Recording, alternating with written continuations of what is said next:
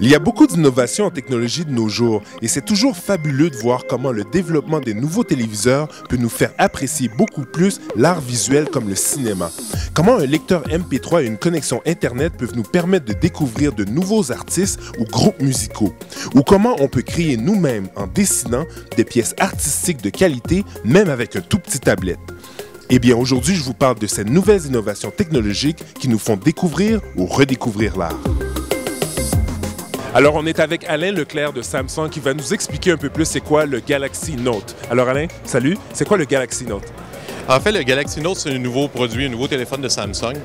Peux-tu nous montrer un peu c'est quoi les nouvelles fonctionnalités en fait de cette tablette? Oui, absolument.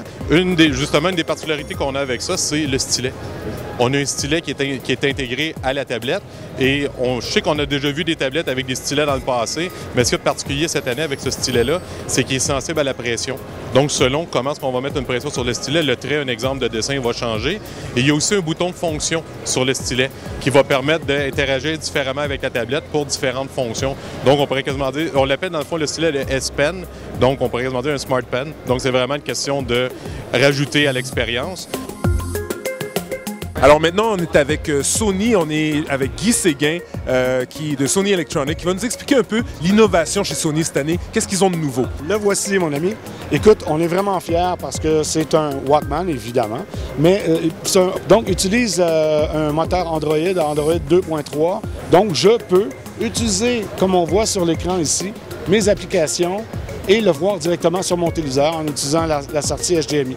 Donc, l'appareil aussi est équipé de haut-parleurs externes, donc je pourrais débrancher évidemment tout ça et utiliser les haut-parleurs externes, par exemple sur une table de bureau, etc.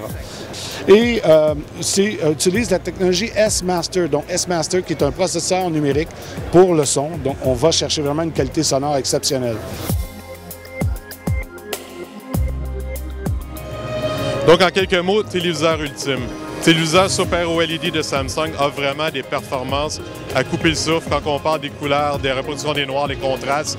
Donc, on a vraiment des images qui sont très brillantes. Donc, c'est un des points clés vraiment du téléviseur OLED, des images vraiment qui sont exceptionnelles. Chaque pixel est équipé d'un sous-pixel rouge, vert et bleu qui émet la lumière de la bonne couleur de façon autonome. Donc, en n'ayant aucune filtration, ça nous permet d'avoir des images qui sont plus brillantes, des couleurs qui sont plus éclatantes. Maintenant, on rentre dans le prototype. On va parler de nouveau prototype de Sony, en fait, qui s'appelle le Crystal LED. Et Guy va nous en parler. Guy, qu'est-ce que les Crystal LED? En fait, c'est la réponse à la commercialisation des téléviseurs OLED.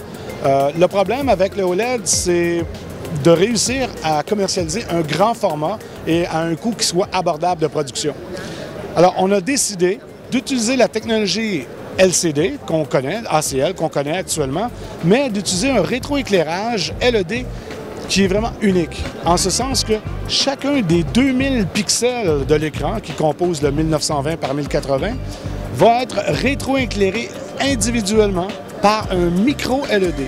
Ce qui veut dire qu'il y a 2000 micro-LED qui sont derrière le téléviseur et qui permettent d'aller chercher vraiment le rouge, le vert, le bleu, à vraiment une qualité d'image exceptionnelle.